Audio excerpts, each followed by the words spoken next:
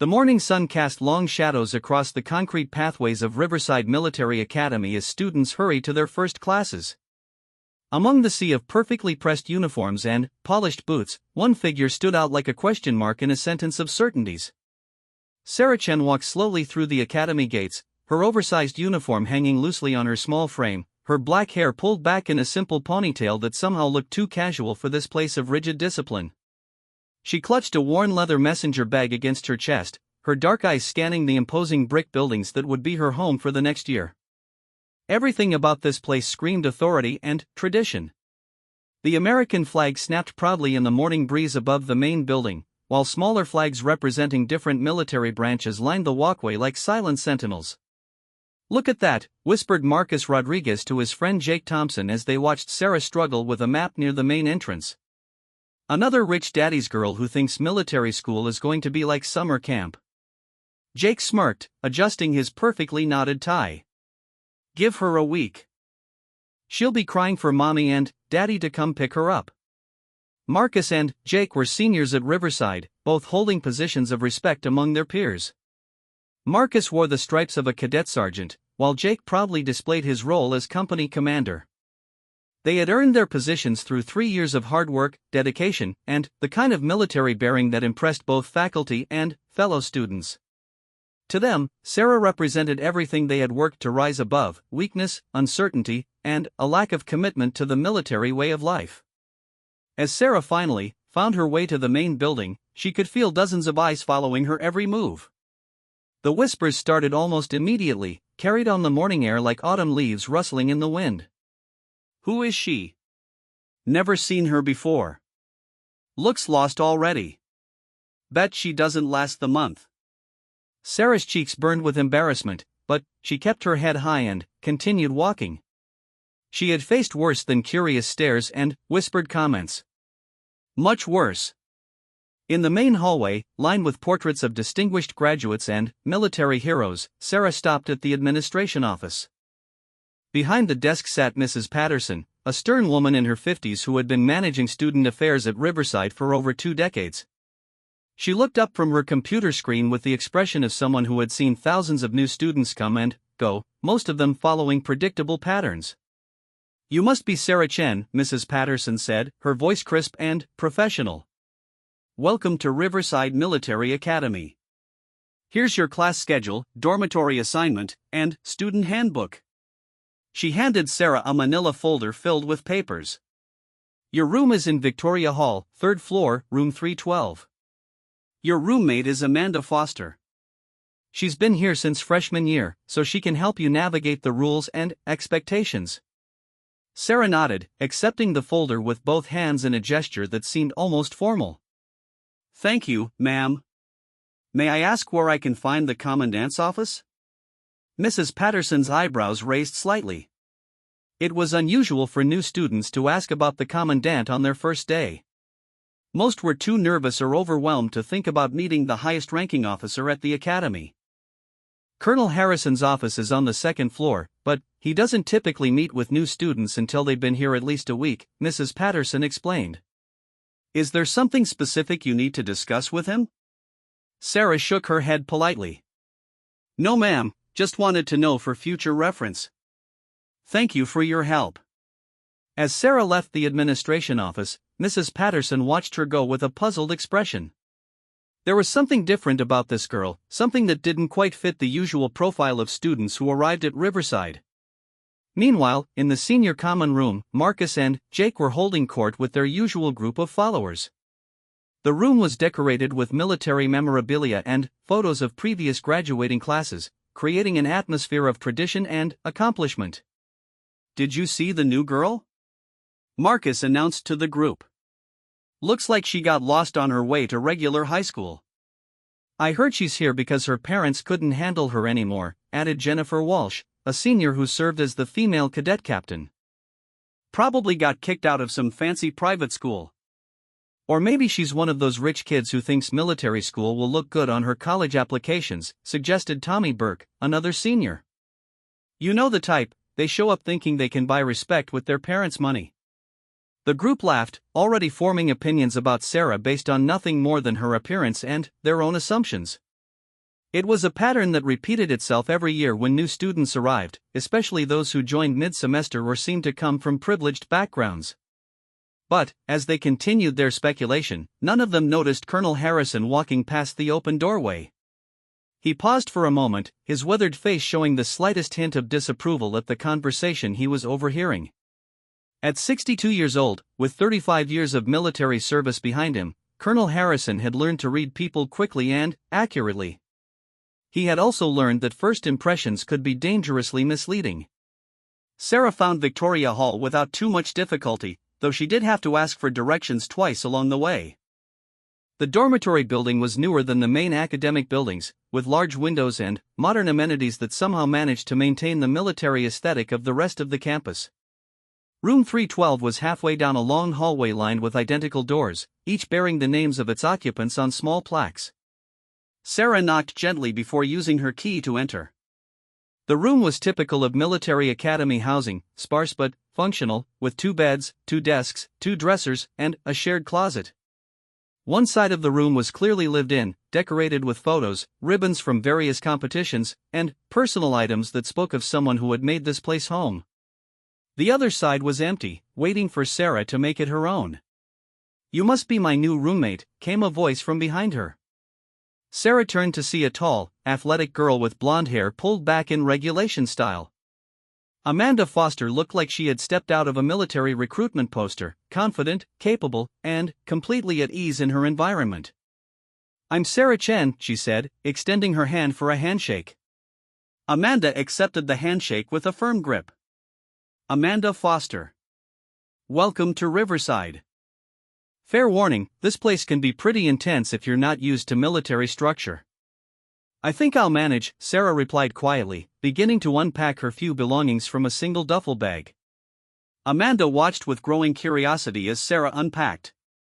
Most new students arrived with multiple suitcases filled with personal items, decorations, and enough clothing for every possible occasion. Sarah's possessions fit easily into half of one dresser drawer and took up minimal space in the closet. "Travel light, huh?" Amanda observed. "Habit," Sarah said simply, hanging up 2 identical sets of the academy's daily uniform and one dress uniform that looked like it had been professionally tailored. As Sarah continued unpacking, Amanda noticed something that made her pause. Sarah's movements were precise, economical, and somehow familiar. She folded her clothes with the kind of exactness that came from years of practice, not from reading instruction manuals. When she arranged her personal items on the desk, everything was positioned at perfect right angles with military precision. "Have you been to military school before?" Amanda asked, her tone becoming more respectful. "Something like that," Sarah replied, not offering any additional information. The morning progressed with Sarah attending her first classes, and the whispers and stares continued wherever she went. In American history, taught by Mr. Davidson, a retired Army captain, students turned in their seats to get a better look at the new girl who sat quietly in the back row, taking notes in handwriting that was almost eerily neat. "Miss Chen," Mr. Davidson called out during his lecture on World War II strategy. "Since you're new, why don't you tell us what you think was the most significant factor in the Allied victory in Europe?" The question was clearly meant to put Sarah on the spot, to see how she would handle being the center of attention in her first class. Most new students would stumble through an answer about superior numbers or better equipment, standard responses from their previous history classes. Sarah looked up from her notes, her expression calm and thoughtful. The most significant factor was probably the integration of intelligence gathering with tactical execution, sir. Operations like Ultra, where the Allies could intercept and decode German communications, gave them strategic advantages that numbers alone couldn't provide. But, intelligence is only valuable if you have the command structure and flexibility to act on it quickly. The classroom fell silent. Mr. Davidson's eyebrows rose in surprise, and several students exchanged glances. This wasn't the kind of answer they expected from someone who looked like she had never set foot in a military environment before today. That's an excellent analysis, Miss Chen," Mr. Davidson said, his tone showing newfound respect. "Have you studied military history before?" "A little," Sarah replied, returning her attention to her notes as if the exchange had been perfectly normal. At lunch, Sarah sat alone at a small table near the windows of the dining hall, a vast room with long tables designed to accommodate the academy's 500 students. The dining hall hummed with conversation and the clatter of silverware against plates, but, around Sarah's table, there was a bubble of silence. Students would glance in her direction, whisper to their friends, but no one approached. Marcus and Jake sat with their usual group at what everyone considered the senior table, positioned in the center of the dining hall where they could survey their domain. From there, they watched Sarah eat her lunch in solitude, picking at a salad and reading a paperback book between bites. "Look at her," Jennifer said with a laugh. "Acting like she's too good to talk to anyone. Probably thinks we're all beneath her." "Maybe someone should go over there and give her a reality check," suggested Tommy. "Let her know how things work around here." Marcus leaned back in his chair, considering the idea. As one of the senior leaders, he felt it was his responsibility to maintain the academy's standards and traditions. New students needed to understand their place in the hierarchy, and Sarah's apparent indifference to social dynamics was something that needed to be addressed. "You know what?" Marcus said, standing up. "I think I will go have a chat with our new friend." He walked across the dining hall with the confidence of someone who had never been challenged in this environment. Other students watched with interest, sensing that something was about to happen. Marcus was known for his direct approach to problem solving, and his confrontations with students who didn't meet his standards had become legendary among the student body. Sarah looked up from her book as Marcus approached her table. She marked her place with a napkin and gave him her full attention, her dark eyes calm and steady. "Mind if I sit down?"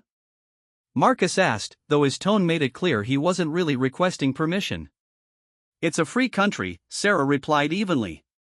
Marcus pulled out a chair and sat across from her, leaning forward with his elbows on the table.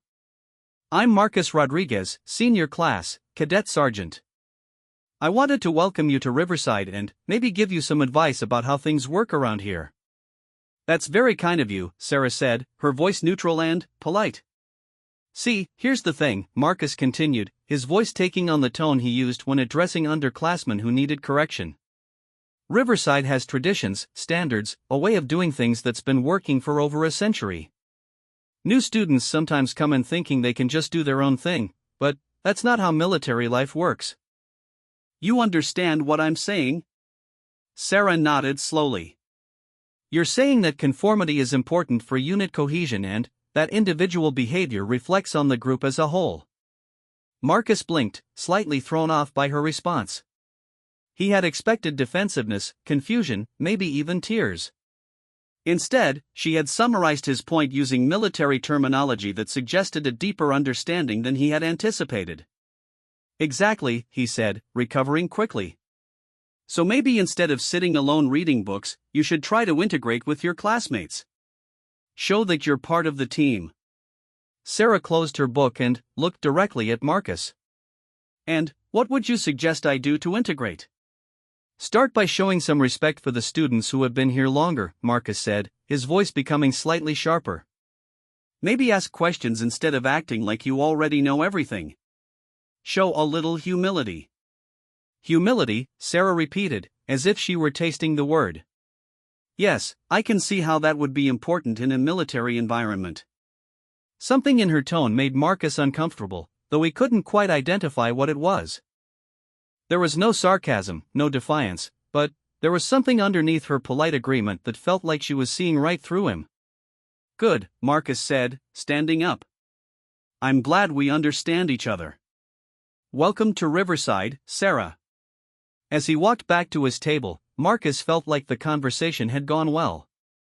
He had established the hierarchy, given appropriate guidance to a new student, and done his duty as a senior leader. But something nagged at him, a feeling that he had missed something important in their exchange. Sarah returned to her book, but she was no longer reading. Instead, she was thinking about Marcus, about his friends watching from across the room, about the assumptions they were making and the game they thought they were playing.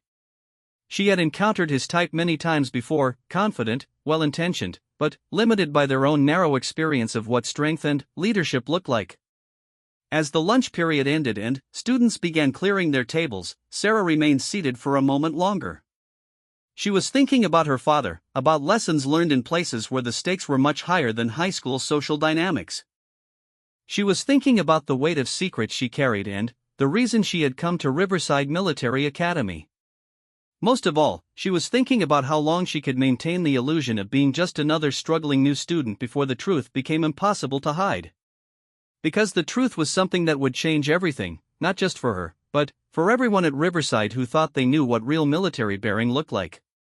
The afternoon brought more classes, more stares, more whispered conversations. In mathematics, taught by Captain Miller, Sarah solved complex equations with an ease that surprised even the instructor. In physical education, led by Sergeant Torres, she completed the fitness assessment with scores that placed her in the top tier, despite her small stature and apparent lack of athletic background. Each class brought new evidence that Sarah Chen was not what she appeared to be, but the other students were too caught up in their preconceptions to notice the accumulating signs.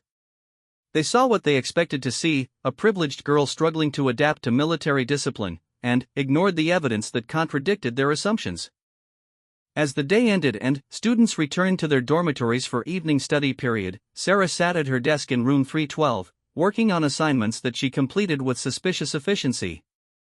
Amanda watched her roommate with growing curiosity, noting details that others missed, the way Sarah automatically stood whenever an adult entered the room, the precision of her handwriting, the way she organized her study materials with military exactness. "Sarah," Amanda said finally, unable to contain her curiosity any longer. "Can I ask you something?" Sarah looked up from her chemistry homework, which she had completed in half the time it usually took Amanda. "Of course. Where did you go to school before coming here?"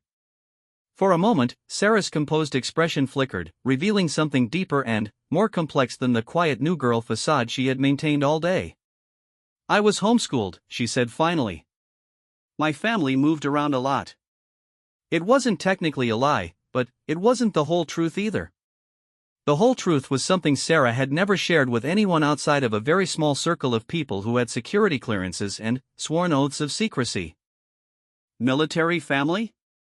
Amanda pressed, recognizing something familiar in Sarah's bearing. "You could say that," Sarah replied, returning her attention to her homework. Amanda wanted to ask more questions, but something in Sarah's tone suggested that the conversation was over. Instead, she returned to her own studies, though she found it difficult to concentrate. Her new roommate was a puzzle, and Amanda had always been drawn to solving puzzles. Outside their window, the academy grounds were settling into evening quiet. Lights came on in dormitory windows, and the sound of evening formation could be heard from the courtyard below. Somewhere in the distance, a bugle played taps, the mournful notes floating across the campus like a benediction. Sarah paused in her homework to listen to the familiar melody. It was a sound she had heard in many different places, under many different circumstances, but it always reminded her of the same thing: duty, sacrifice, and the weight of responsibilities that most people never had to carry.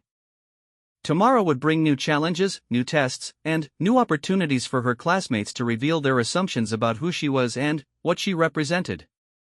They thought they were dealing with a weak link, a problem to be solved, or a person to be molded into their image of what a military academy student should be. They had no idea that they were actually dealing with someone who had been shaped by forces far more powerful than anything they had ever encountered. Someone who understood military life from a perspective that none of them could even imagine. Someone who was at Riverside not because she needed to learn discipline and leadership, but because she needed to hide from responsibilities that were too heavy for a 17-year-old girl to bear. As the evening wore on and the academy settled into the quiet rhythm of study hour, Sarah continued her homework while around her, the elaborate social hierarchy of Riverside Military Academy continued its familiar patterns. Tomorrow, the real testing would begin. Tomorrow, Marcus and his friends would discover that their assumptions about the quiet new girl were not just wrong, but dangerously, completely, catastrophically wrong. The foundation of everything they thought they knew about leadership, about strength, about what it meant to command respect in a military environment, was about to be challenged by someone who looked like the least threatening person on campus. Someone who carried secrets that could rewrite everything they understood about power and authority. But, tonight, Sarah Chen was just a new girl doing homework in a dormitory room, listening to taps and remembering places and people that her classmates couldn't even imagine existed. The second day at Riverside Military Academy began at 0530 hours with the sharp blast of reveille echoing across the dormitory halls. Sarah was already awake, dressed, and making her bed with corners so sharp they could cut paper when the bugle call sounded. Amanda rolled out of bed with practiced efficiency, but paused when she saw her roommate's already pristine appearance. "How long have you been up?" Amanda asked, running a brush through her hair. "A while," Sarah replied, adjusting her uniform tie with movements that seemed automatic. "I'm an early riser." What Sarah didn't mention was that she had been awake since 0400, lying in bed and listening to the familiar sounds of a military installation coming to life. The subtle vibrations through the building's structure as staff members arrived, the distant hum of kitchen equipment being started for breakfast preparation, the soft footsteps of night security making their final rounds, these sounds were as familiar to her as her own heartbeat. Morning formation took place in the main courtyard, where all students gathered in precise lines according to their company assignments. Sarah found her place in Delta Company, standing among other underclassmen who regarded her with mixtures of curiosity and skepticism. The morning air was crisp, carrying the scent of autumn leaves and the faint smell of breakfast cooking in the dining hall. Cadet Colonel Jennifer Walsh called the formation to attention, her voice carrying clearly across the courtyard. Sarah's response was automatic and perfect, her posture straightened, her arms locked at her sides, her gaze focused directly ahead. But, around her, several students were still shuffling their feet, adjusting their uniforms, or whispering to friends. Delta Company, dress right, called Cadet Lieutenant Morrison, the company commander. The students attempted to align themselves properly, but the line remained uneven. Some students were too close to their neighbors, others too far apart. The spacing was inconsistent, and the overall appearance was sloppy by military standards. Sarah stood perfectly still, her position exactly correct, but she could see the problems around her without moving her eyes. She watched as Morrison grew increasingly frustrated with the lack of precision, his jaw tightening as he barked corrections that seemed to make things worse rather than better. "This is embarrassing," Morrison muttered under his breath, loud enough for the front rank to hear. "We look like a bunch of civilians playing dress-up." From her position in formation, Sarah could see Marcus and Jake standing with the senior leadership group near the flagpole. They were watching Delta Company's struggles with expressions of superiority and mild amusement. Marcus said something to Jake that made both of them laugh, and several other seniors joined in their obvious mockery of the underclassmen's performance. After formation, students filed into the dining hall for breakfast. Sarah moved through the line efficiently, selecting simple items: scrambled eggs, wheat toast, orange juice. She found an empty table near the back of the hall, opened a book on military history, and began eating while reading. She had barely taken 3 bites when Marcus appeared at her table again, this time accompanied by Jake and Tommy. The 3 seniors arranged themselves around her table with the casual confidence of people who owned the space. "Morning, Sarah," Marcus said, his tone friendly but with an underlying edge. "How was your first night at Riverside?" "Fine, thank you," Sarah replied, marking her place in her book but not closing it. Jake leaned forward, his eyes scanning the book's cover. "Military history? Trying to catch up on stuff you should have learned before coming here?" "Just interested in the subject," Sarah said calmly. "What's so interesting about a bunch of old wars?" Tommy asked with a smirk. "It's not like any of that stuff matters anymore." Sarah looked up at him, her expression mild but somehow penetrating. "Those who don't learn from history are doomed to repeat it. Especially the mistakes." "Oh, we've got a philosopher," Marcus said, exchanging glances with his friends. "Tell me, philosopher, what do you think about our formation this morning?" Because from where I was standing, Delta Company looked like they'd never seen military bearing in their lives. The question was clearly a test, designed to see how Sarah would respond to criticism of her classmates and whether she would try to defend them or distance herself from their poor performance. Sarah considered her words carefully. "I think most people do the best they can with the training and experience they have. Not everyone has had the same opportunities to develop military bearing." "Interesting way to put it," Jake said. "So you're saying some people are just naturally better at this than others?" "I'm saying that competence is usually the result of practice and proper instruction, not natural talent, Sarah replied. Good leadership can develop anyone's potential. Marcus felt a flicker of irritation at her response. There was something in her tone that suggested she found their questions simplistic, though her words remained respectful. And, I suppose you think you could do better? Sarah met his gaze directly. I think there's always room for improvement. Prove it, Marcus said suddenly, his voice loud enough to draw attention from nearby tables. Delta Company is doing drill practice after classes today. Show us what good leadership looks like. The challenge hung in the air like a gauntlet thrown down. Students at surrounding tables had begun to notice the conversation, and word was spreading quickly through the dining hall that something interesting was happening between the seniors and the new girl. Sarah looked around at the faces watching her, seeing excitement and anticipation in their expressions. They were hoping for drama, for conflict, for entertainment. They wanted to see the quiet new girl either rise to the challenge and fail spectacularly, or back down and confirm their assumptions about her weakness. I appreciate the opportunity, Sarah said finally, but I'm not sure it would be appropriate for me to take charge of an activity on only my second day here. Marcus felt a surge of triumph. This was the response he had been hoping for, a polite but clear refusal that would establish her place in the hierarchy and demonstrate that she understood her limitations. Of course, he said, his tone suggesting that her refusal was exactly what he had expected. Leadership isn't for everyone. Takes confidence, experience, the ability to command respect. Can't really learn that from books. But, as he spoke, Marcus made a mistake. He let too much condescension creep into his voice, too much satisfaction at what he saw as her surrender. Several students nearby heard the exchange, and word began to spread that the new girl had been challenged and backed down. Sarah finished her breakfast in silence while the story grew in the telling.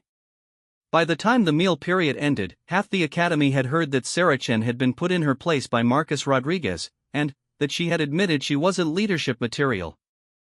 The morning classes passed normally, but Sarah could feel the shift in atmosphere around her. Students who had been merely curious the day before now looked at her with something approaching pity.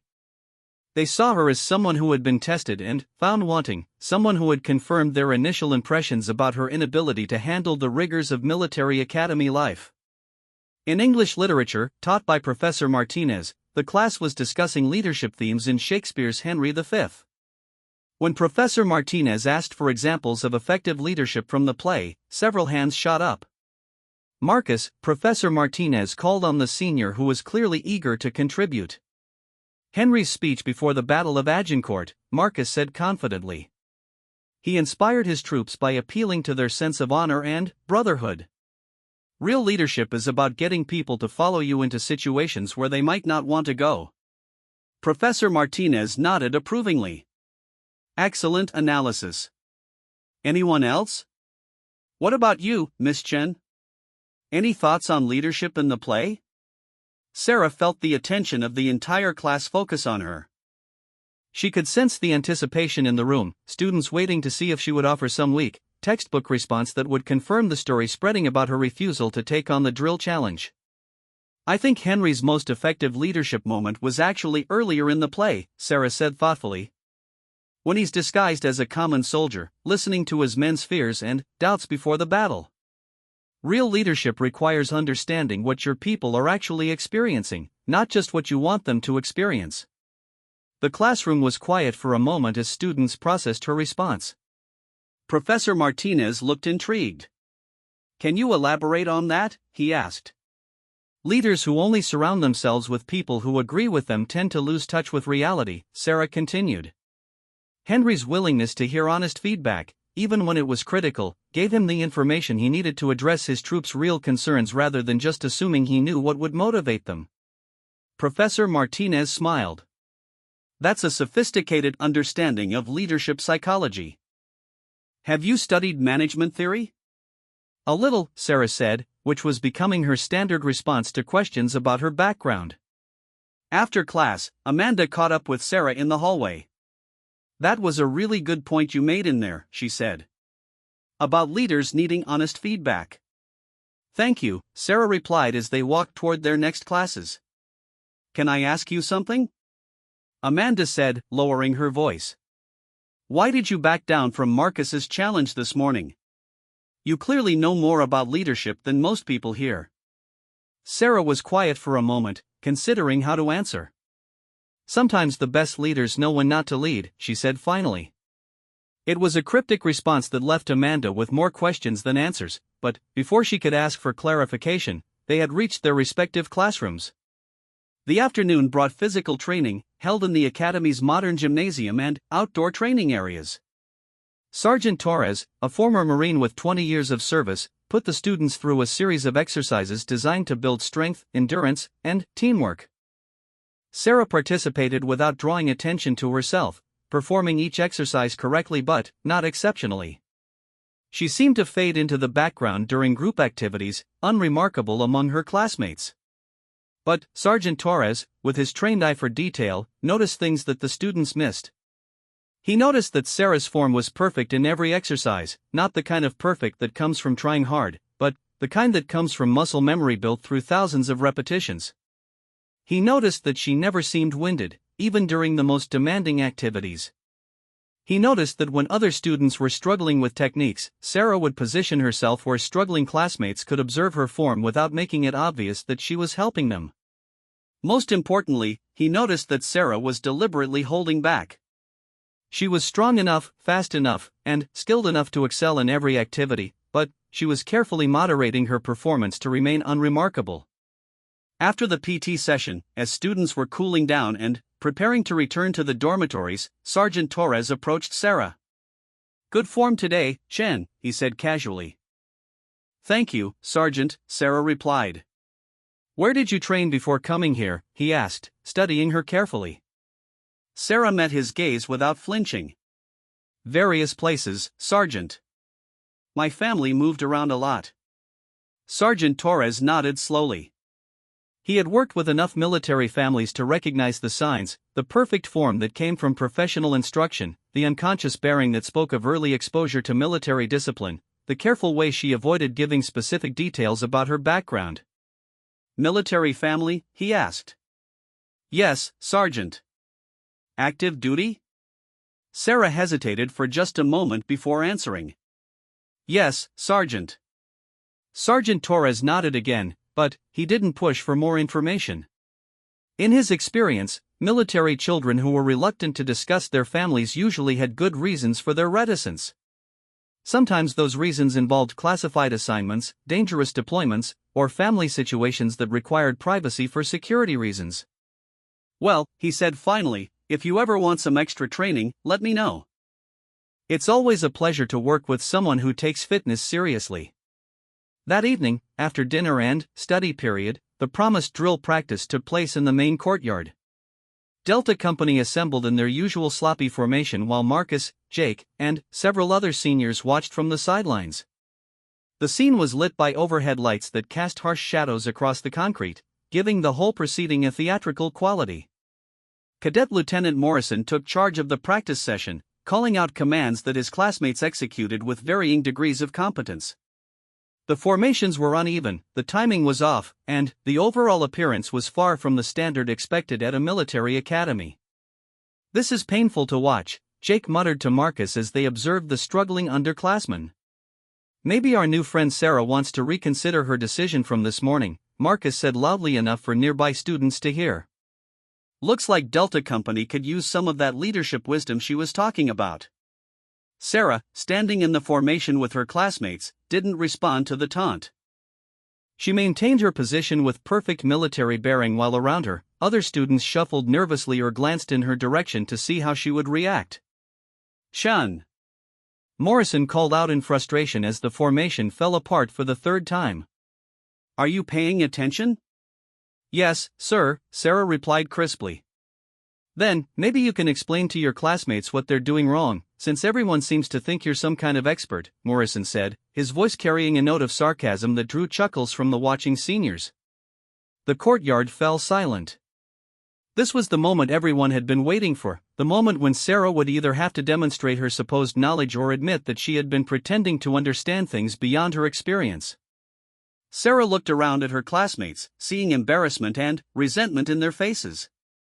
They were angry at being made to look foolish, angry at being criticized in front of the seniors, angry at the suggestion that someone who had been there for only 2 days might understand something they didn't. "I don't think it's appropriate for me to critique my classmates, sir," Sarah said finally. The response drew more laughter from the seniors and groans of frustration from her fellow underclassmen. To them, her refusal looked like another example of backing down, another confirmation that she wasn't willing to step up when challenged. But Amanda, watching from the edge of the formation, noticed something that others missed. She noticed that Sarah's refusal hadn't been accompanied by nervousness or embarrassment. Instead, there had been something almost protective in her tone, as if she were trying to shield her classmates from further humiliation rather than avoiding responsibility herself. The drill practice continued for another 30 minutes, with Morrison growing increasingly frustrated and the seniors growing increasingly amused. By the time the session ended, Delta Company looked worse than when they had started, and the story of Sarah's repeated refusals to demonstrate leadership had spread throughout the academy. As students dispersed to their dormitories, Sarah walked back to Victoria Hall alone. Behind her, she could hear the conversations of her classmates, their voices carrying clearly in the cool evening air. "Did you see her just stand there while Morrison was yelling at us? She talks a big game in class but won't actually do anything when it matters. I heard she comes from some fancy family.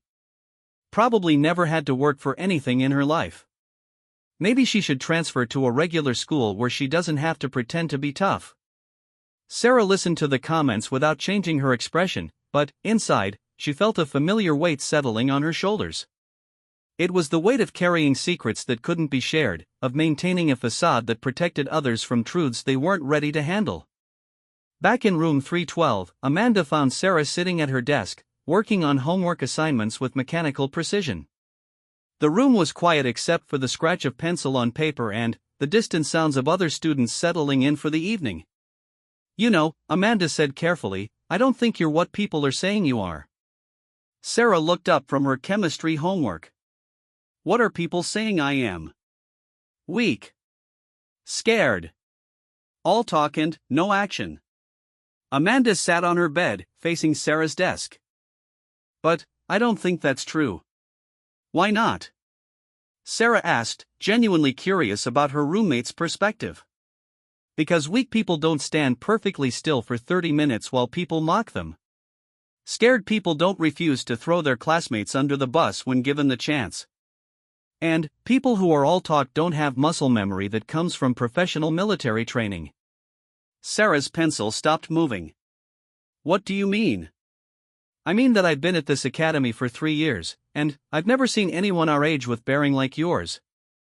I mean that your uniforms fit like they were custom tailored by someone who knows military regulations better than anyone here. I mean that you exercise like someone who's been doing PT since childhood, not like someone who learned fitness from high school gym class." The two girls looked at each other across the small room, and, for a moment, Sarah felt the temptation to tell someone the truth. To explain why she was really at Riverside, why she couldn't demonstrate the skills that Amanda had so accurately identified, why maintaining her cover was more important than defending her reputation. But the moment passed, and Sarah returned to her homework. "I think people see what they expect to see," she said quietly. Amanda nodded, understanding that the conversation was over. But, as she prepared for bed, she found herself thinking about her mysterious roommate and the growing certainty that Sarah Chen was hiding something much more significant than a privileged background or academic struggles. Outside their window, the academy settled into its evening routine. Lights went out in dormitory windows, security patrols began their rounds, and the night staff took over the responsibilities of running the institution. Somewhere in the distance, taps played again, its mournful notes floating across the campus like a reminder of duties and sacrifices that most of the students couldn't yet understand. Sarah continued working until well past lights out, completing assignments by the light of a small desk lamp. She worked with the focused efficiency of someone who had learned to make the most of limited time, someone who understood that preparation and discipline were the foundations of everything that mattered. As she finally prepared for bed, Sarah allowed herself a moment to think about the day's events. The challenges from Marcus and his friends, the opportunities to demonstrate her capabilities, the pressure from her classmates to prove herself. All of it was exactly what she had expected when she arrived at Riverside. What she hadn't expected was how much it would hurt to be seen as weak and cowardly when those were the two things she had never been. But that pain was part of the price she had to pay for maintaining her cover, for protecting secrets that were bigger than high school reputations and social dynamics. Tomorrow would bring new tests, new opportunities for her classmates to misunderstand who she was and what she represented. The challenges would escalate, the pressure would increase, and, eventually, something would happen that would force her to make a choice between maintaining her cover and protecting the people around her. When that moment came, Sarah knew which choice she would make. The only question was whether anyone at Riverside Military Academy would be prepared for the consequences of learning who she really was. 3 weeks had passed since Sarah's arrival at Riverside Military Academy, and the harassment had evolved from casual mockery to deliberate sabotage. What had started as typical hazing for a new student had transformed into something more systematic and cruel, orchestrated by Marcus and his circle of followers who seemed determined to break what they perceived as Sarah's stubborn refusal to acknowledge her place in the academy's hierarchy. The morning of October 15th began like any other, with reveille echoing across the dormitory halls at 0530 hours. But, when Sarah reached for her uniform, she discovered that someone had entered her room during the night and tampered with her belongings. Her dress uniform had been removed from its hanger and thrown into a corner, where it lay wrinkled and dirty. Her regulation shoes had been hidden somewhere in the room, and her class schedule had been torn into pieces and scattered across her desk. Amanda woke to find Sarah calmly gathering the pieces of her schedule, her expression showing no anger or frustration despite the obvious violation of their living space. "Sarah, this is insane," Amanda whispered, looking around their room at the evidence of the break-in. "We have to report this. Someone came into our room while we were sleeping." "It's fine," Sarah replied quietly, smoothing out the pieces of paper and arranging them in order. "I have my schedule memorized anyway." "It's not fine," Amanda protested, her voice rising above a whisper. "This is harassment. It's against academy regulations. Colonel Harrison needs to know about this." Sarah looked up from the papers, her dark eyes calm but somehow sad. "And what would you tell him? That someone moved my things around? That's not exactly a serious crime." "Someone broke into our room, Sarah. They could have done anything. They could have hurt us." "But they didn't," Sarah said, pulling her backup uniform from the closet. "They just wanted to make a point. And reporting it would only make things worse." Amanda watched in frustration as Sarah prepared for the day with the same quiet efficiency she always displayed, showing no outward sign that anything unusual had happened. But Amanda had been watching her roommate carefully over the past 3 weeks, and she had learned to read the subtle signs of stress in Sarah's carefully controlled demeanor. The harassment had started small, accidentally bumping into Sarah in hallways, making loud comments about her appearance or performance when she was within earshot, excluding her from group activities and conversations. But it had escalated steadily as Marcus and his friends became frustrated by Sarah's refusal to react to their provocations. They had expected her to fight back, to complain to the faculty, or to break down under pressure. Instead, she absorbed every insult and every practical joke with the same calm dignity, which only seemed to infuriate them more.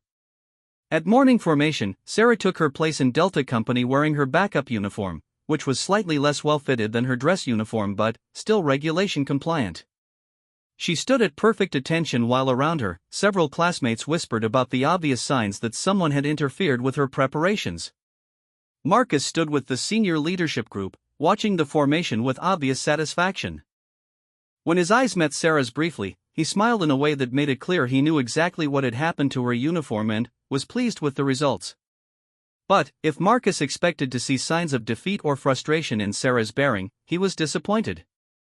She stood with the same perfect military posture she had displayed from her first day, her gaze focused straight ahead, her expression composed and alert.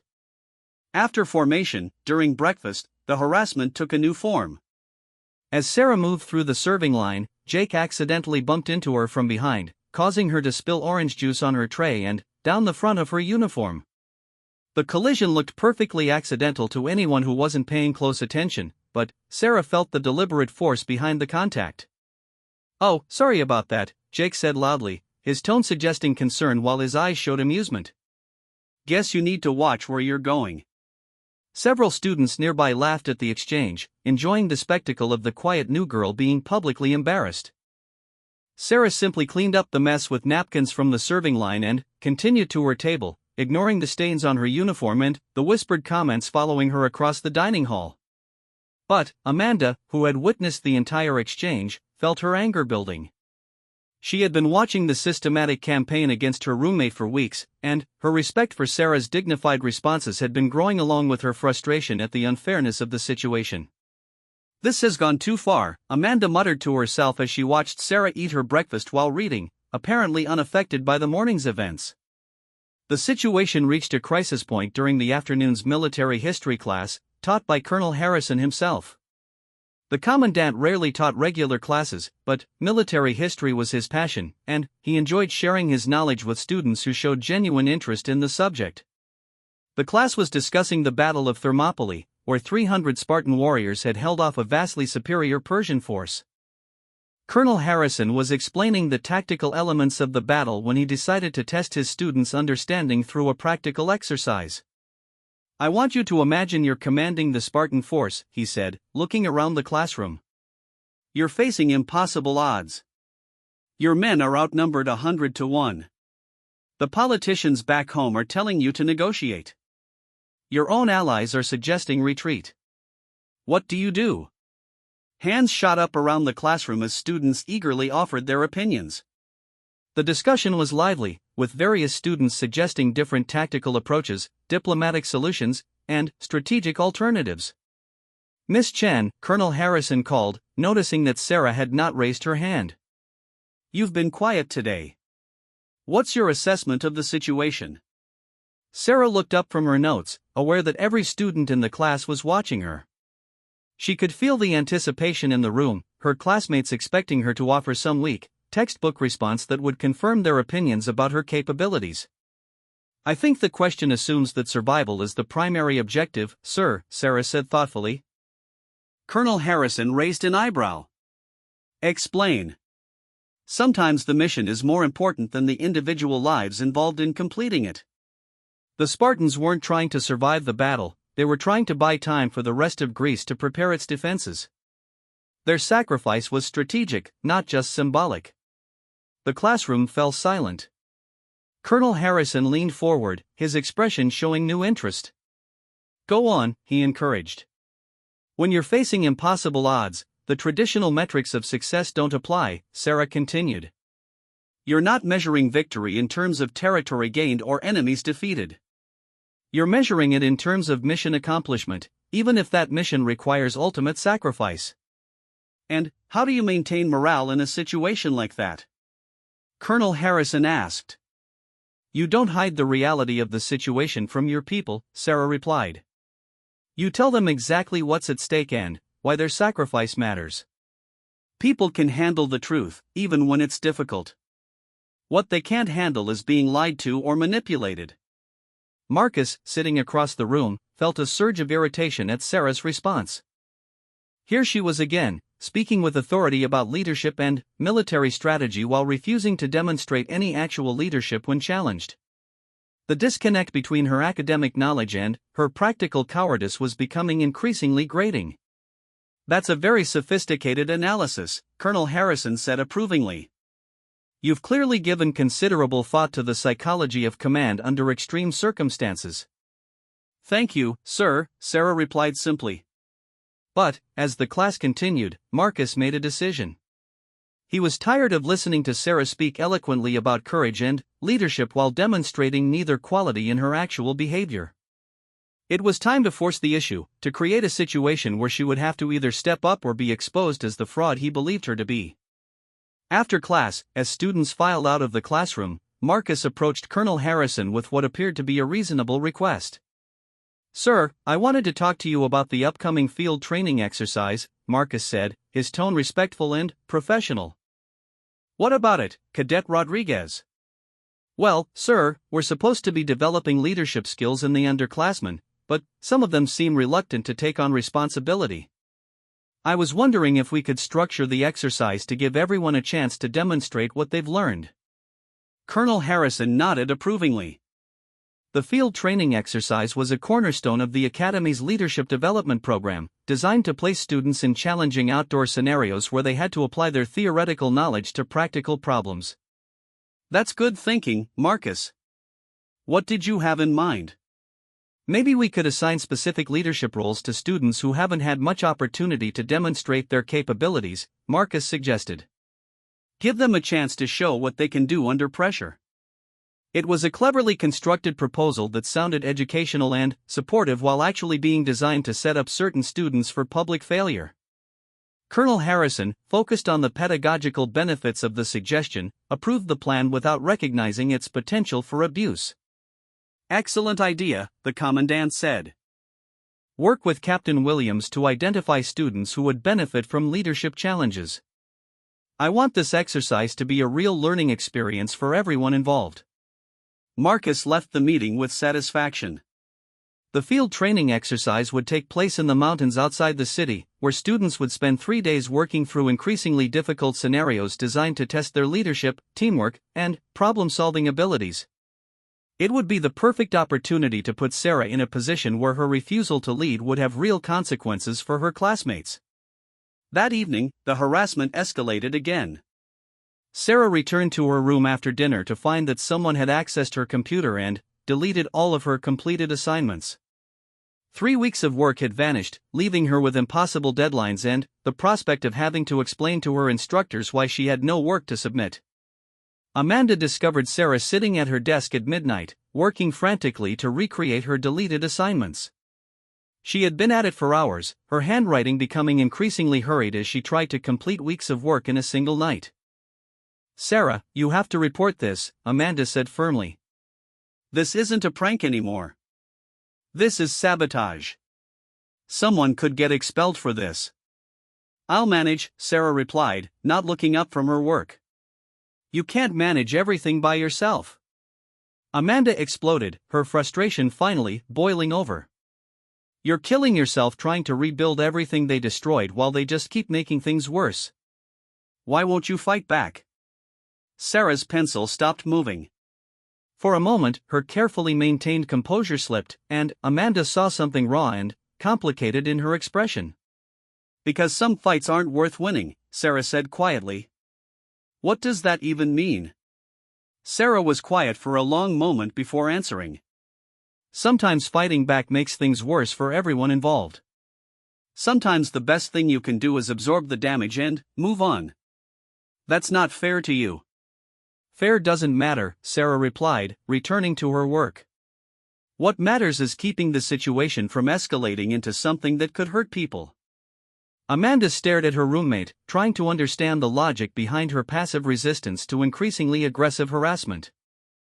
There was something in Sarah's tone that suggested she was speaking from experience, as if she had learned these lessons in situations far more serious than high school social dynamics. "What aren't you telling me?" Amanda asked quietly. Sarah looked up from her homework, her dark eyes reflecting exhaustion and something deeper, a kind of weariness that seemed too old for someone her age. "I'm telling you everything I can," Sarah said finally. The field training exercise began the following Friday afternoon, with buses transporting students to a wilderness area in the mountains 2 hours from the academy. The location was remote and challenging, with dense forests, rocky terrain, and unpredictable weather conditions that would test every aspect of the students' training. Colonel Harrison had divided the students into mixed age groups, each containing seniors, juniors, and underclassmen who were expected to work together under increasingly difficult circumstances. The exercise would last 3 days, with each day presenting new challenges that required different types of leadership and problem-solving skills. Sarah found herself assigned to Group 7, which included Marcus, Jake, Tommy, and 8 other students. The composition was clearly not coincidental. She had been placed in the group most likely to create conflict and least likely to accept her input on any decisions. The first day's challenge was straightforward: navigate to a series of checkpoints using map and compass, collect specific items at each location, and establish a base camp before nightfall. It was a test of basic outdoor skills and group coordination that should have been easily manageable for students with military training. But, from the beginning, Group 7's dynamics were toxic. Marcus took charge of navigation, despite the fact that his map reading skills were mediocre at best. Jake assumed responsibility for equipment management but spent more time joking with friends than organizing supplies. Tommy appointed himself the group's spokesman but used his position primarily to make sarcastic comments about other group members' performance. Sarah walked quietly at the back of the group, carrying her full share of equipment and saying nothing as the group missed turns, misidentified landmarks, and fell further behind schedule. She could see exactly where they were going wrong, could have corrected their navigation errors and reorganized their approach to improve efficiency. But every time she opened her mouth to offer suggestions, she was cut off or ignored. "I think we might be going the wrong direction," she said quietly when the group stopped to rest after 2 hours of hiking in circles. "Really?" Marcus replied sarcastically. "And what makes you think that?" Sarah pointed to a distinctive rock formation visible through the trees. "That landmark is marked on the map." "If we're heading toward checkpoint 3, it should be to our left, not our right." Marcus glanced at the map, then at the rock formation, then back at the map. His jaw tightened as he realized she was correct, but instead of acknowledging the mistake, he folded the map aggressively and stuffed it into his pack. "I know where we're going," he said firmly. "Just keep walking." But 20 minutes later, the group reached a dead end at a steep cliff that was definitely not marked on their intended route. Other groups had passed them heading in the opposite direction, and the sun was beginning to set earlier than anticipated due to heavy cloud cover. "Great," Jake muttered, looking at the impassable terrain in front of them. "Now what?" "Now we backtrack and try to figure out where we went wrong," Tommy said, his tone showing the first signs of genuine concern. As the group stood at the cliff face, arguing about their options and blame-shifting about who was responsible for their navigation failures, Sarah quietly pulled out her own copy of the map. She had been tracking their route mentally since they left the starting point, noting landmarks and calculating distances as they walked. "Excuse me," she said, her voice barely loud enough to carry over the argument. The group ignored her, continuing their debate about whether to backtrack immediately or attempt to find an alternate route around the cliff. "Excuse me," Sarah said again, slightly louder. This time Marcus heard her and turned with obvious annoyance. "What?" "I know where we are," Sarah said simply. "And I know how to get to the next checkpoint before dark." The group fell silent, looking at her with expressions ranging from skepticism to outright hostility. For 3 weeks, they had watched her avoid leadership opportunities and refused to take charge when challenged. Now she was claiming she could solve the problem that their designated leaders couldn't handle. "Oh really?" Marcus said, his tone dripping with sarcasm. "The girl who won't even speak up during drill practice suddenly knows how to read a map better than people who have been here for 3 years?" "I'm just offering to help," Sarah replied calmly. "Help?" Jake laughed harshly. "Where was this help 2 hours ago when we were asking for input? You've been walking behind us saying nothing while we did all the work, and now you want to jump in and save the day?" Sarah looked around at her group members, seeing frustration, exhaustion, and growing anger in their faces. The sun was setting rapidly, the temperature was dropping, and they were lost in unfamiliar terrain with limited daylight remaining.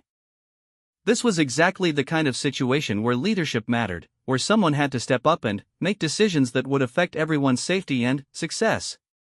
But it was also exactly the kind of situation where her cover would be blown if she demonstrated the full extent of her capabilities. Her navigation skills, developed through years of training in much more challenging environments, would immediately reveal that she was not the inexperienced teenager she pretended to be. "Look," Tommy said, his voice showing signs of panic as darkness began to fall around them. "We need to make a decision. Either someone takes charge and gets us out of here, or we're going to be wandering around these mountains all night." The group looked at Sarah expectantly, waiting to see if she would finally step up when the consequences were real rather than theoretical. This was the moment Marcus had been orchestrating for weeks, a crisis that would force her to either demonstrate leadership or admit that her academic knowledge meant nothing in practical situations. Sarah felt the weight of their stares and the growing urgency of their situation. Every instinct she had developed through years of training told her to take control, to use her skills to ensure the group's safety and mission success. But another part of her mind calculated the cost of revealing herself, the complications that would follow if people started asking questions about where a 17-year-old girl had learned professional-level navigation and survival skills. Sarah?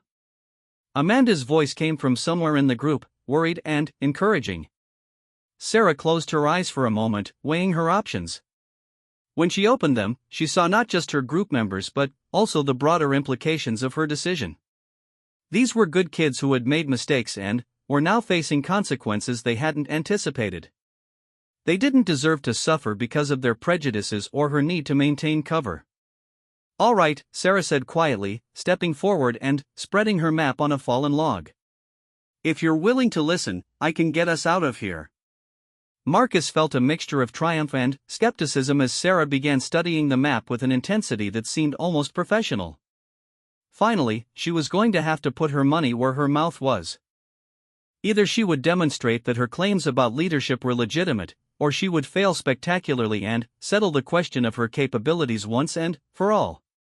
But, as Sarah began explaining their current position and outlining a route to safety, Marcus realized that something was very different from what he had expected.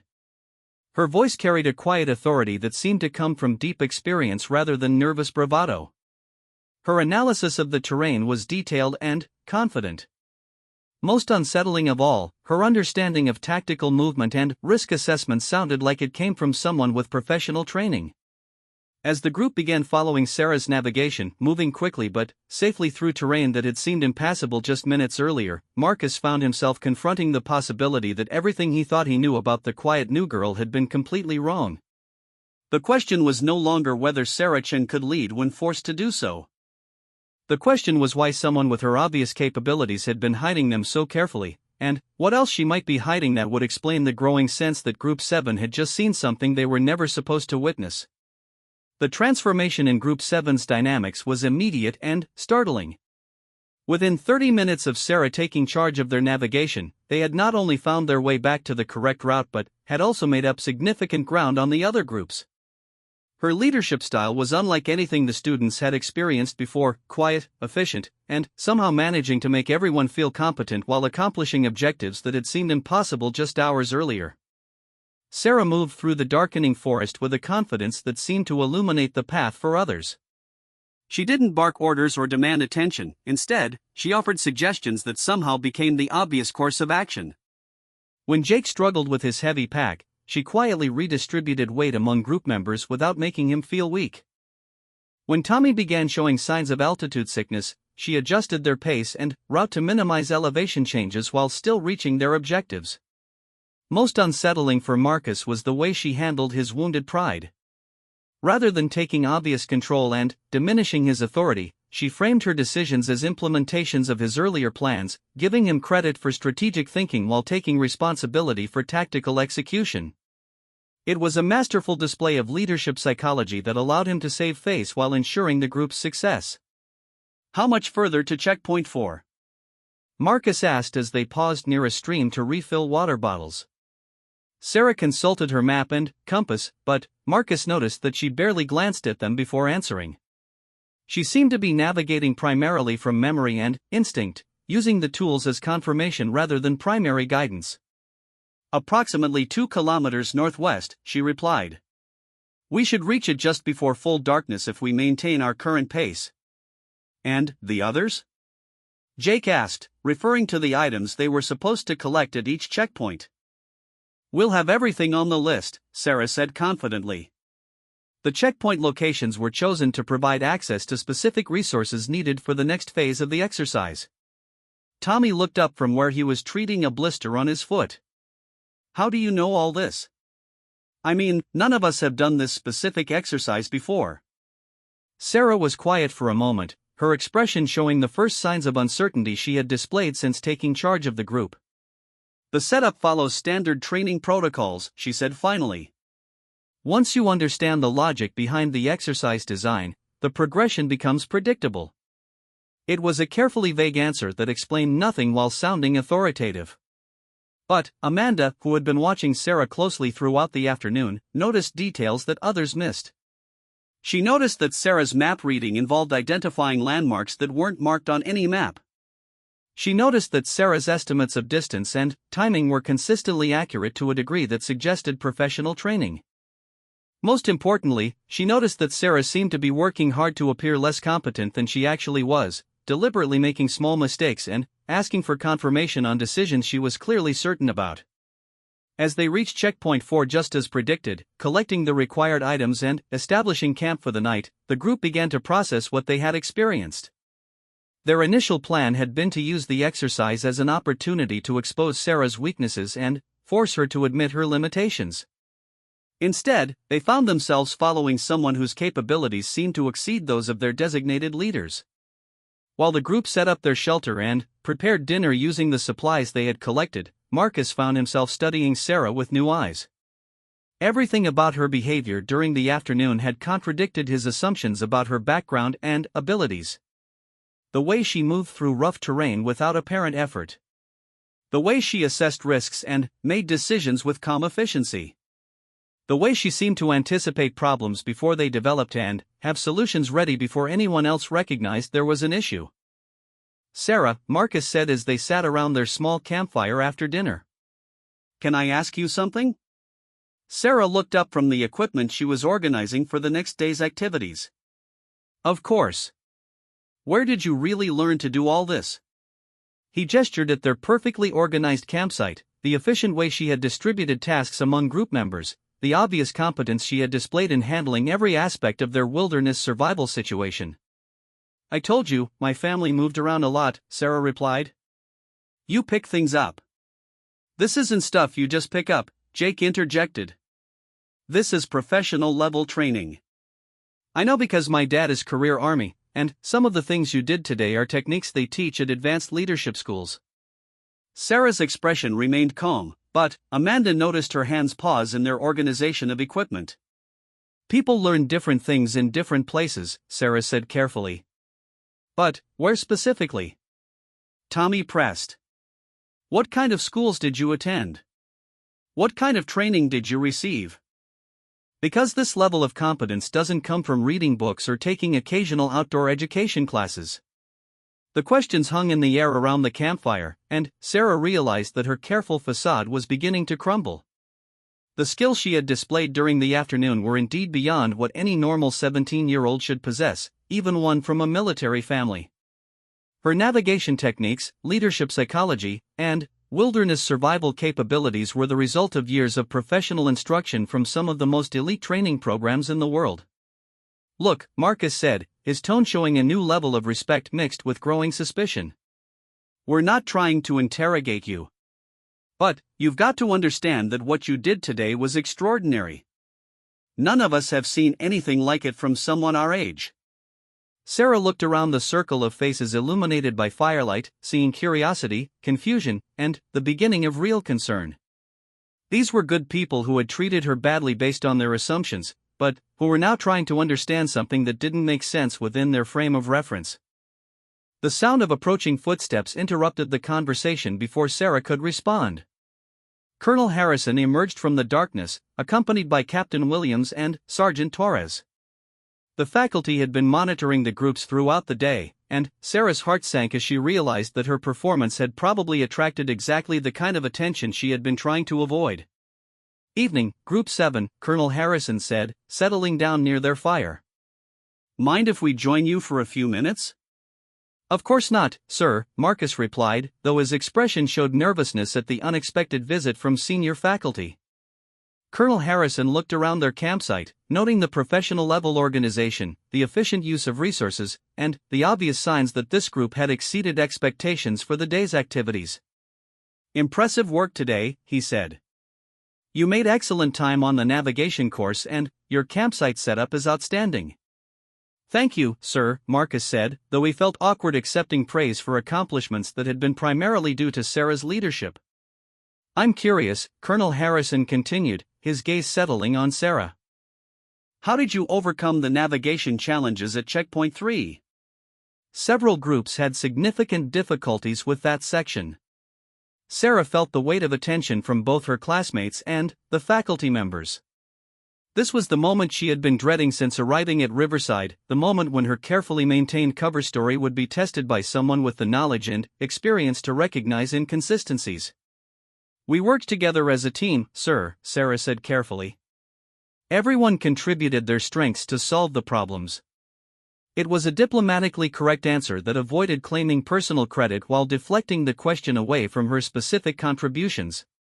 But Colonel Harrison had been watching Group 7's progress throughout the afternoon, and he had noted details that suggested their success was due to someone with training far beyond the academy curriculum. "Sergeant Torres tells me you have exceptional fitness scores, Miss Chen," Colonel Harrison observed. "And your performance today suggests navigation skills that would be impressive for a graduate of our program, let alone a new student." "I've always enjoyed outdoor activities, sir," Sarah replied. Captain Williams leaned forward, his expression showing professional interest. "What kind of outdoor activities? Scouting? Wilderness programs?" Sarah hesitated for a moment too long before answering. "Family trips, mostly.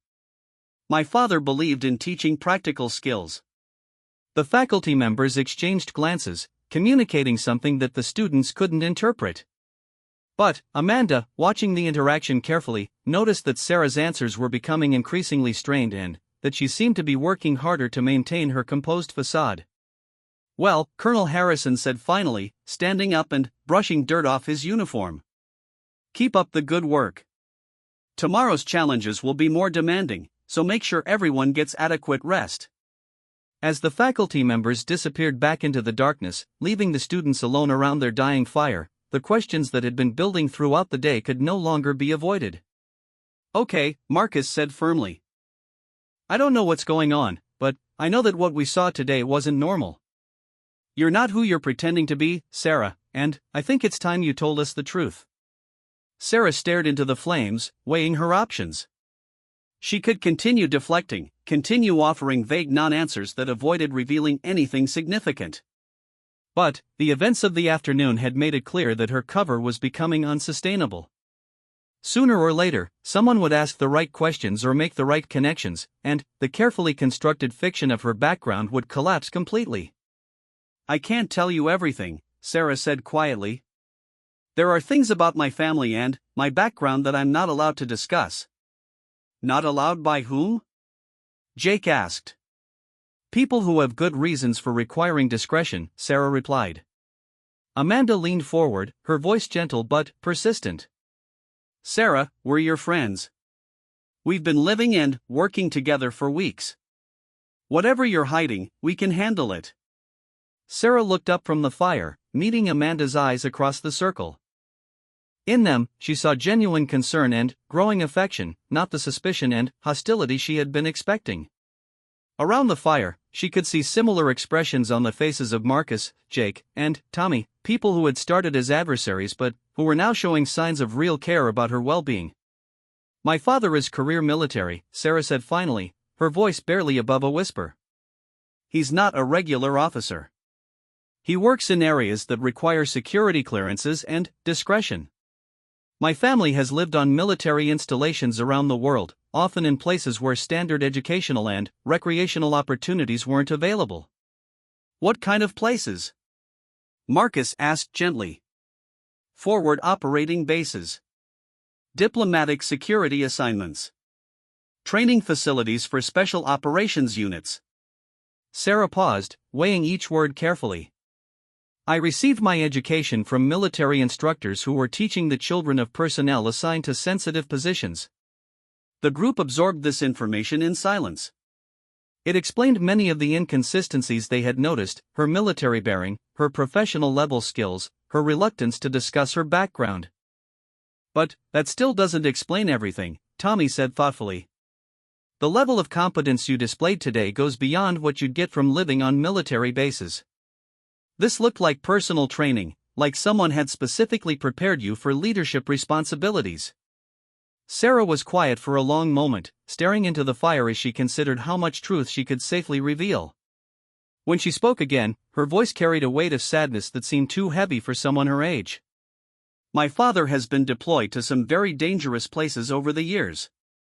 There were times when standard security protocols weren't sufficient to ensure family safety. I received additional training because there were situations where I might have had to take care of myself and others if normal protective measures failed. The implications of her words settled over the group like a heavy blanket. They were beginning to understand that Sarah's background involved not just military life but military life at its most extreme and dangerous levels. The skills she had displayed were not recreational abilities but survival capabilities developed because her family's lifestyle had required them. How dangerous are we talking about? Amanda asked quietly. Sarah met her roommate's eyes, and, for a moment, her carefully maintained composure cracked completely. In that brief instant, Amanda saw exhaustion, loneliness, and a kind of burden that no teenager should have to carry. The kind where you learn to navigate without maps because maps can be captured and used against you. The kind where you learn to lead without drawing attention because leadership makes you a target. The kind where you learn that sometimes the best way to protect people is to let them think you're weak until the moment when being weak will get someone killed. The fire crackled in the silence that followed, sending sparks up into the star-filled sky. Around the circle, Sarah's classmates were processing the reality that the quiet girl they had been tormenting for weeks was actually someone who had grown up in a world where the stakes were life and death rather than social acceptance or academic achievement. Is that why you wouldn't fight back? Marcus asked, his voice showing the first signs of real understanding. When we were giving you a hard time, when people were messing with your stuff, when everyone was calling you weak? Sarah nodded slowly. Fighting back would have meant revealing capabilities that I'm not supposed to have. It would have meant answering questions I'm not allowed to answer. And it would have meant escalating conflicts that could have had consequences none of you were prepared for. What kind of consequences? Jake asked. Sarah looked around the circle again, seeing faces that were no longer hostile or suspicious but concerned and slightly frightened. The kind where people start investigating my background and my family's assignments. The kind where security protocols get activated that affect more than just me.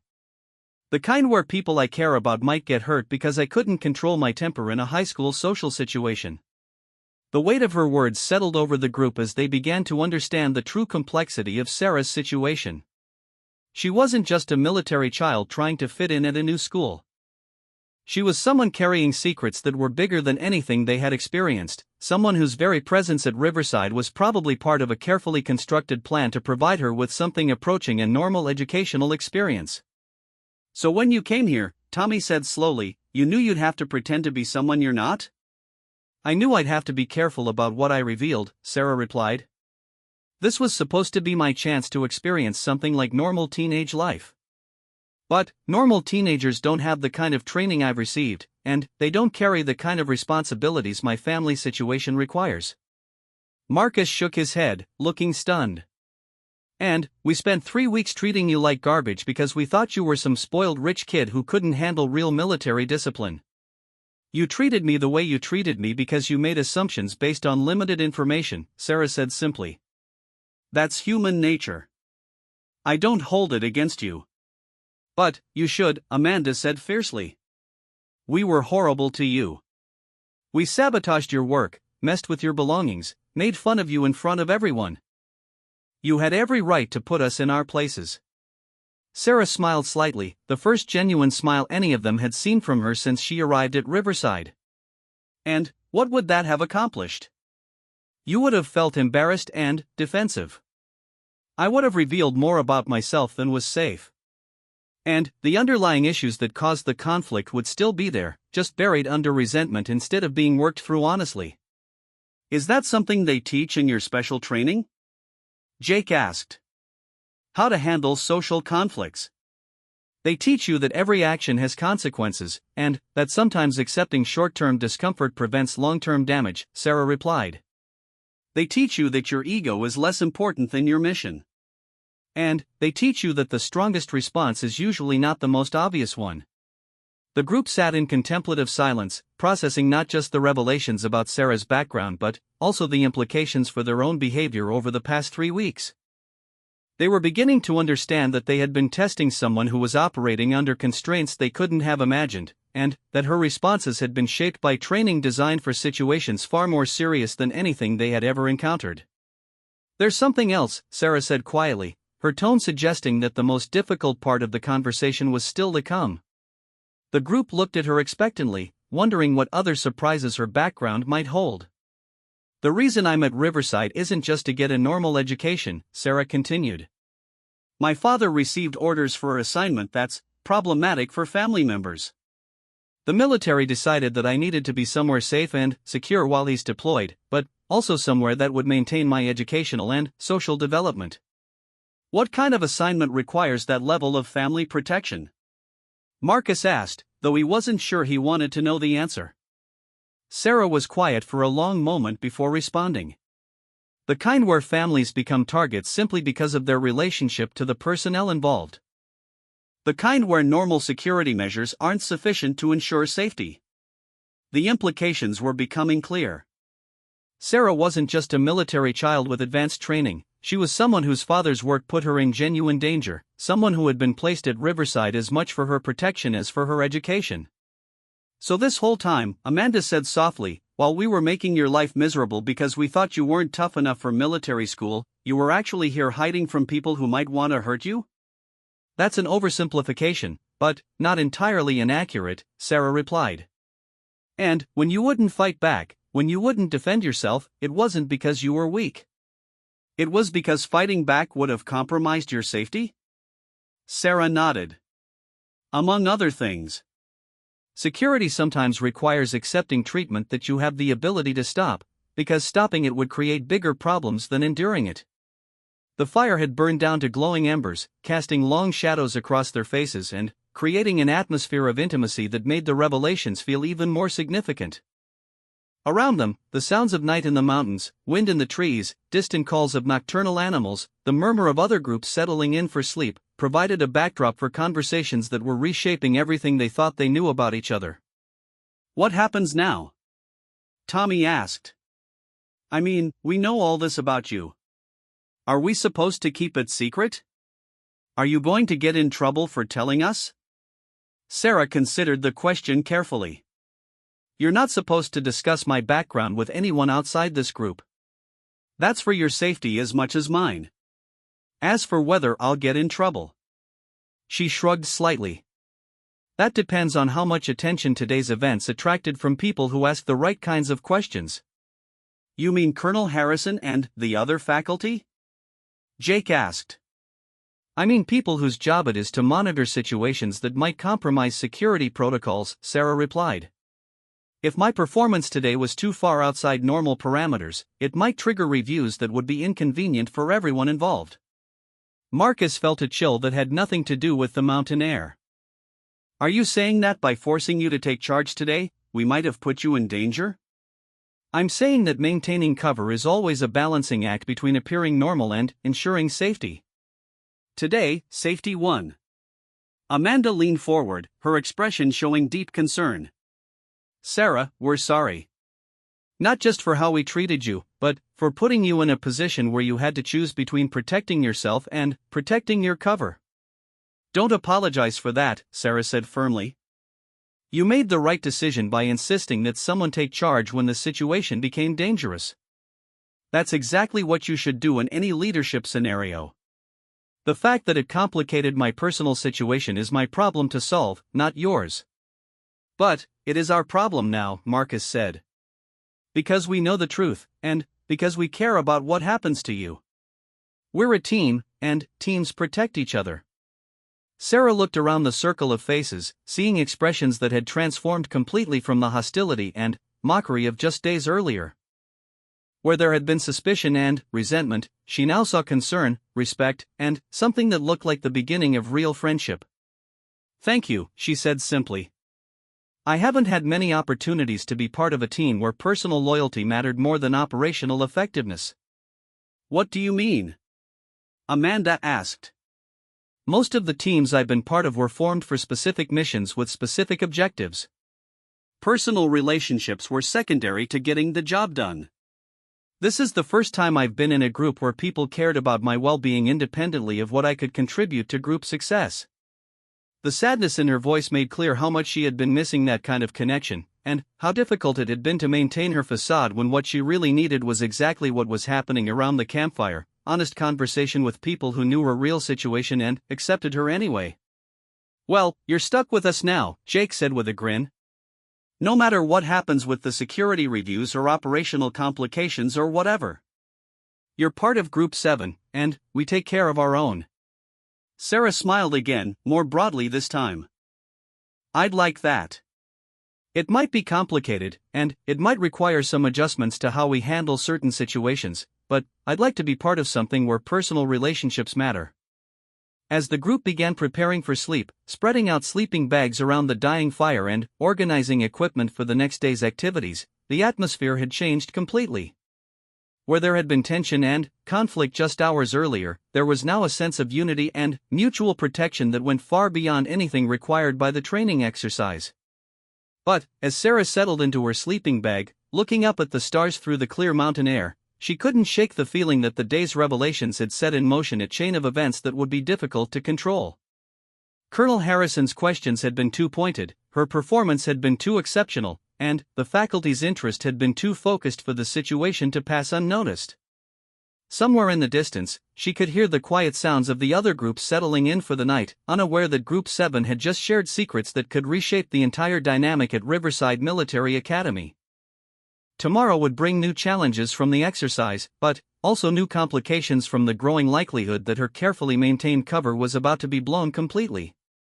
As she drifted off to sleep, Sarah found herself thinking about her father, wondering if he would approve of her decision to trust her classmates with partial truth about their situation.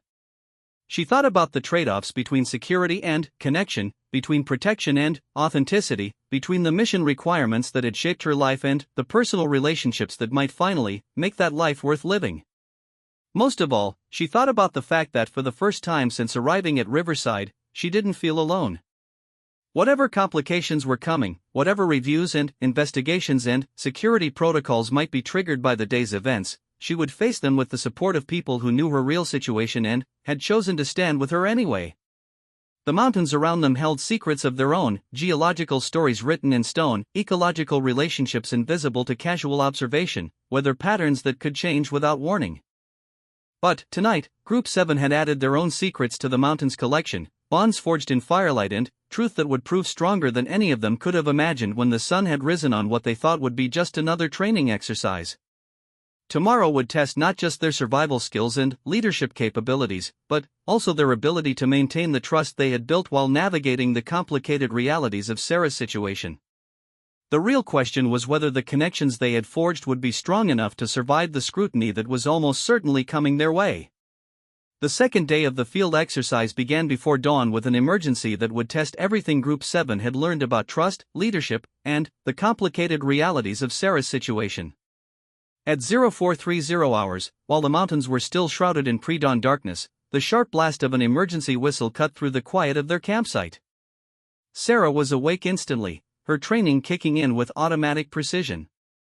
Around her, the others stirred with varying degrees of alertness, but she was already on her feet, scanning the darkness for signs of the problem that had triggered the alarm. "What's happening?" Marcus mumbled, struggling out of his sleeping bag. Before Sarah could answer, the beam of a flashlight cut through the darkness, followed by Captain Williams jogging into their campsite. His expression was grim, and, behind him, Sarah could see other faculty members moving between the scattered group campsites with obvious urgency. "Group 7, I need everyone awake and ready to move in 5 minutes, Captain Williams announced. "We have a situation." The group scrambled to their feet, pulling on boots and jackets while trying to shake off the disorientation of being awakened from deep sleep. But Sarah was moving with a different kind of efficiency, packing essential equipment with practiced speed while her eyes tracked the movement of faculty members and the distant sounds of other groups being awakened. "What kind of situation, sir?" Marcus asked, asserting his role as the group's designated leader.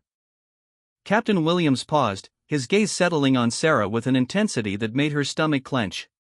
"Group 3 missed their last 2 radio check-ins. Their emergency beacon activated about an hour ago from a location approximately 8 kilometers northeast of here. Weather conditions are deteriorating rapidly, and we need all available personnel to assist with search and rescue operations." The words hit the group like a physical blow.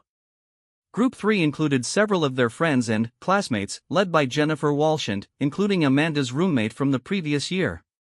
The emergency beacon meant that someone was injured, lost, or both, and the mention of deteriorating weather conditions added urgency to an already dangerous situation. "What do you need us to do?" Sarah asked, her voice cutting through the shocked silence of her classmates. Captain Williams looked at her with an expression that seemed to contain knowledge beyond what the situation required. "The terrain between here and Group 3's last known position is extremely challenging. We need teams with advanced navigation skills and wilderness survival capabilities to cover ground quickly and safely." There was something in his tone that suggested this wasn't a random assignment, that Group 7 had been selected for specific reasons that went beyond their performance in the previous day's exercises. "Sir," Marcus said, struggling to assert authority in a situation that was rapidly moving beyond anything their training had prepared them for. "What are our specific orders?" "You'll be working with search and rescue coordinators who are en route from the County Sheriff's Department," Captain Williams replied. "Your job is to provide local knowledge and additional manpower while professional rescue teams handle the technical aspects of the operation." But, as he spoke, Captain Williams continued to focus his attention on Sarah, and she realized with growing certainty that the faculty knew more about her background than they had previously revealed. The emergency might be real, but her inclusion in the response team was probably not coincidental. "Group 7 will be partnered with Lieutenant Colonel Morrison, who has extensive search and rescue experience," Captain Williams continued. "He'll brief you on the specific mission parameters." Sarah felt her blood turn cold at the mention of Lieutenant Colonel Morrison. She recognized the name from briefings her father had shared about personnel assignments to sensitive operations. If Morrison was here, it meant that someone with connections to special operations had taken an interest in the situation at Riverside Military Academy. As Captain Williams jogged away to brief the next group, Sarah's classmates turned to her with expressions that mixed excitement about the rescue operation with growing awareness that something bigger was happening than they understood. "This feels like more than a training exercise," Amanda said quietly. "Because it is," Sarah replied, her voice carrying a note of resignation.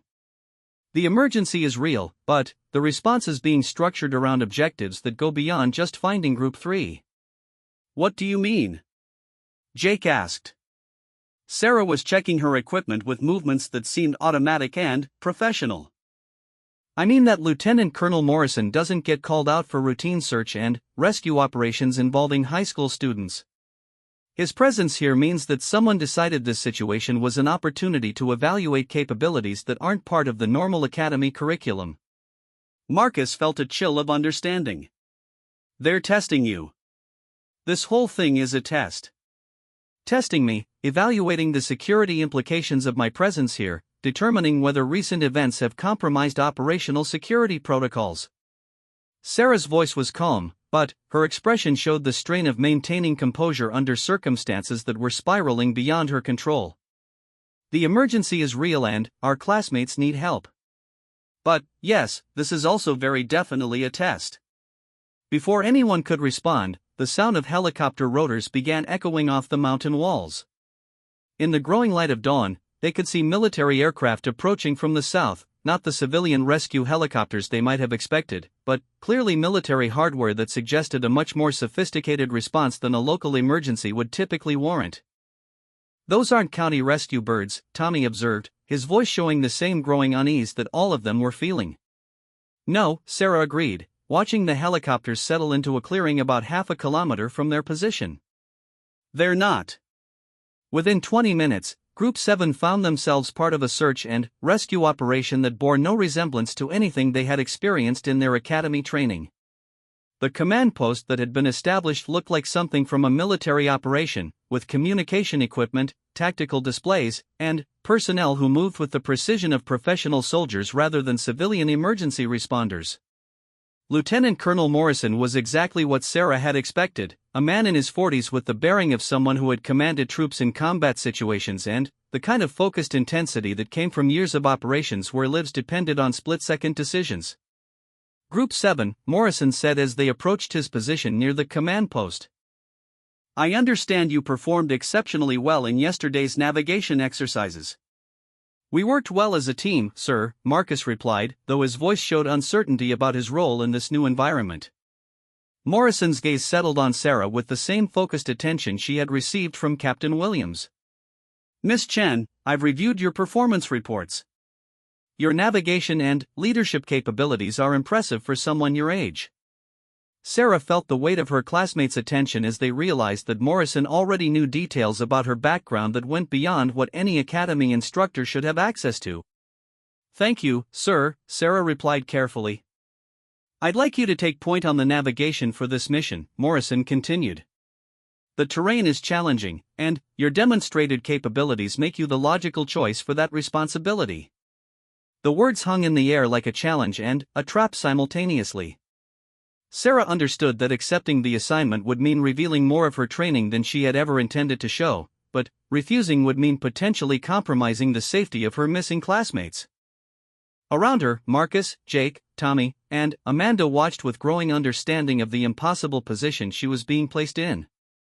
They had learned enough about her situation the previous evening to recognize that this was exactly the kind of scenario she had been trying to avoid, being forced to demonstrate capabilities that would raise questions she couldn't answer safely. Sir, Marcus said, stepping forward with newfound courage. Group 7 has been working as a team throughout this exercise. We'd prefer to continue operating that way, with shared responsibilities rather than individual assignments. Morrison looked at Marcus with mild surprise, clearly not expecting pushback from a teenage cadet on operational assignments. This isn't a democracy, son. This is a rescue mission where every minute counts and where the best qualified personnel need to be in positions where they can do the most good. With respect, sir, Amanda added, moving to stand beside Marcus. Sarah's navigation skills are part of our team capabilities. We've learned to work together, and splitting up our established dynamics might actually reduce our effectiveness. Sarah looked at her classmates with surprise and growing emotion as she realized they were trying to protect her, trying to provide her with cover that would allow her to contribute without being singled out for individual attention. That's an interesting perspective, Morrison said, his tone suggesting that their defense of Sarah was exactly what he had been hoping to observe. Very well. Group 7 will operate as a team, with Miss Chen providing navigation support within your existing leadership structure. As they received their mission briefing and prepared to move out toward Group 3's last known position, Sarah realized that the test was more complex than she had initially understood. Morrison wasn't just evaluating her individual capabilities, he was assessing the group dynamics that had developed around her, the loyalty and protective instincts her classmates had developed, and the way they had adapted to working with someone whose background exceeded their own experience. The search operation that followed was unlike anything any of them had experienced before. Moving through terrain that was genuinely challenging, under time pressure created by both the missing students and deteriorating weather conditions, Group 7 found themselves working at a level of intensity and coordination that exceeded anything from their academy training. Sarah guided them through the mountains with a precision that left no doubt about her professional-level training, but her classmates provided support, communication, and tactical thinking that allowed her to focus on navigation while they handled other critical aspects of the mission. Marcus coordinated with the other search teams, Amanda managed their communications equipment, Jake handled logistics and supply management, and Tommy served as their medical specialist. They moved as a true team, each member contributing their strengths while covering for others' limitations, creating a collective capability that was greater than the sum of their individual parts. When they finally located Group 3, they cold, exhausted, and dealing with a sprained ankle that had slowed their movement, the rescue operation showcased everything they had learned about leadership, teamwork, and mutual support under pressure. But, as they helped their classmates prepare for evacuation and began the careful journey back toward the main base camp, Sarah noticed Morrison and other personnel watching their operation with the kind of focused attention that suggested detailed analysis rather than routine observation. Sarah, Amanda said quietly as they paused to rest during the return journey. Whatever this was really about, I think you passed. We passed, Sarah corrected, looking around at her teammates with an expression that mixed gratitude with something deeper. We all passed. The debriefing that followed their return to base camp confirmed Sarah's suspicions about the true nature of the day's events.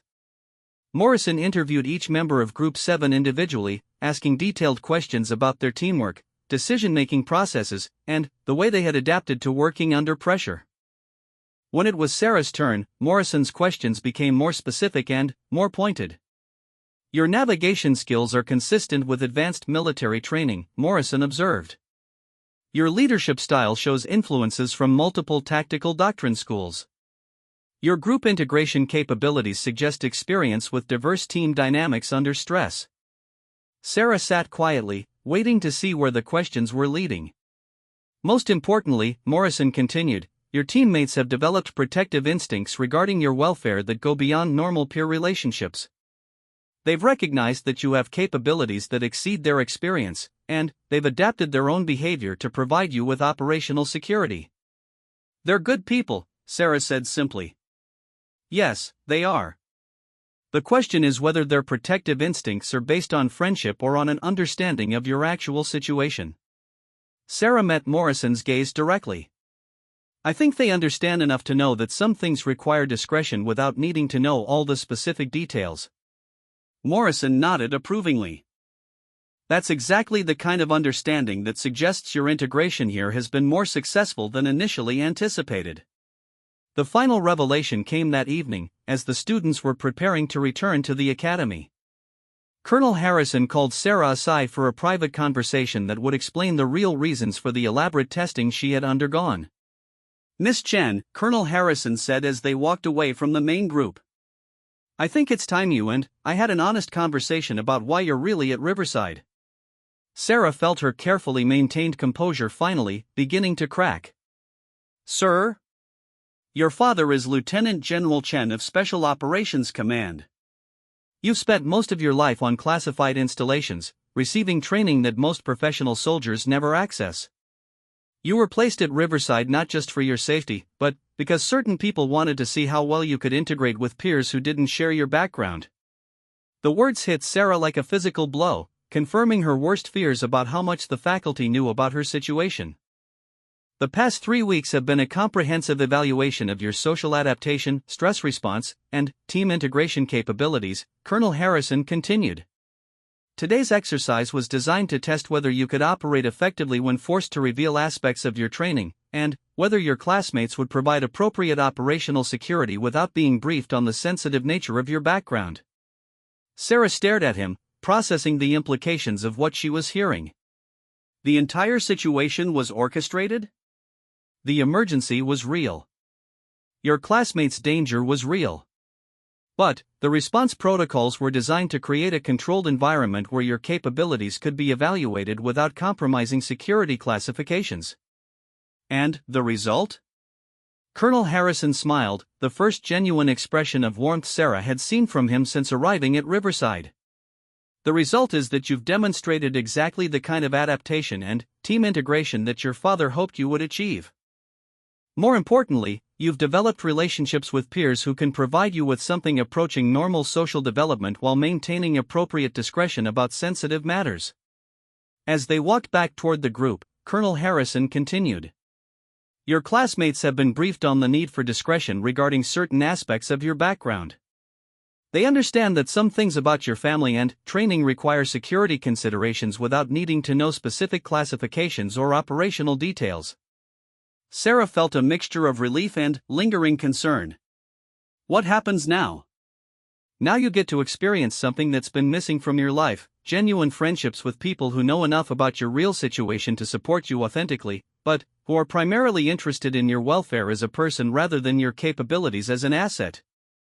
As they rejoined Group 7, Sarah saw her classmates watching her with expressions that confirmed Colonel Harrison's words.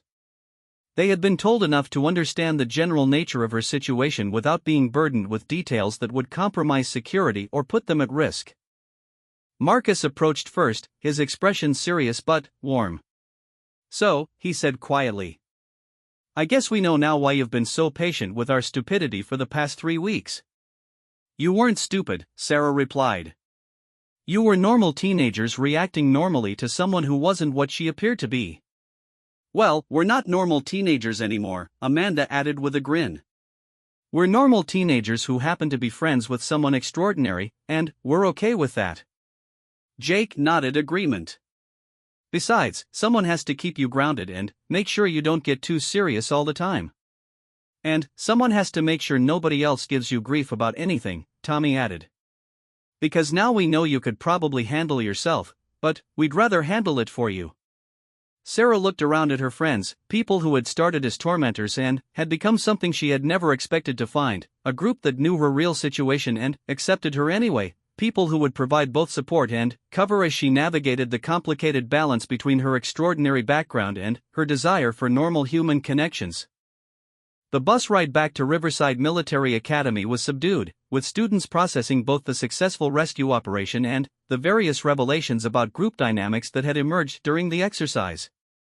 But, for Group 7, the conversation was different, focused on plans for the future and the logistics of maintaining friendships that would have to navigate unusual security considerations. As they approached the academy gates, Sarah felt a sense of possibility that had been missing since her arrival. For the first time in her life, she had friends who knew enough about her real situation to support her authentically, mentors who understood her background and could help her develop normally despite her unusual training, and a place where she could experience something approaching normal teenage life. The challenges weren't over. Maintaining security protocols while building genuine relationships would require constant attention and careful communication.